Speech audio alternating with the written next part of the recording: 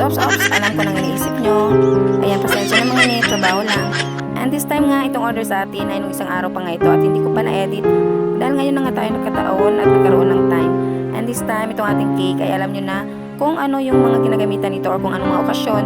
Usually ang in-orderan ng mga ganitong design ng cake. At sige nga, magbigay nga ng mga dyan, pa-comment naman po ng inyong mga idea kung saan po usually in-order yung mga ganitong cake. At saka guys, huwag po kayo magalit ha, trabaho lang po natin to, kaya hindi rin kasi pwedeng hindi natin tanggapin, sayang naman yung income natin dito. So hindi naman yung kabastusan ni usually kasi yung mindset lang talaga natin ang advance mag-isip. Ayan, charot.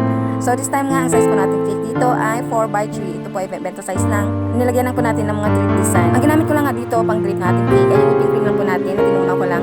At saka nilagyan ko lang guys ng konting chocolate bar dyan para medyo sticky siya. And ayan, pinakinis lang natin po yung top. And nagdikit lang nga tayo dito nitong fondant na black kasi sabi ko nga kanina nagkat ako ng mga letters para po sa ating word. Kaso lang, hindi naman magkakasya kung ilalagay po natin dyan sa ating kinat na black na fondant cake para dyan sana natin idikit yung names sa side ng cake. So ayun guys, hindi ko na itinuloy yung mga kinat ko na letters at saka yan, nag-handwritten na lang po ako dyan ng ating to have and to hold. Ayan. And nagtuna lang nga po ako dyan ng white chocolate bar para po dyan sa mga drip-drip dyan sa top ng ating and ayan, naglagay lang din mga blocks na yun parang kunwari ay mga hairs kumuhay. And ayan na nga po ang ating final look ng ating cake for today's video. Ayan guys, thank you for watching. Bye!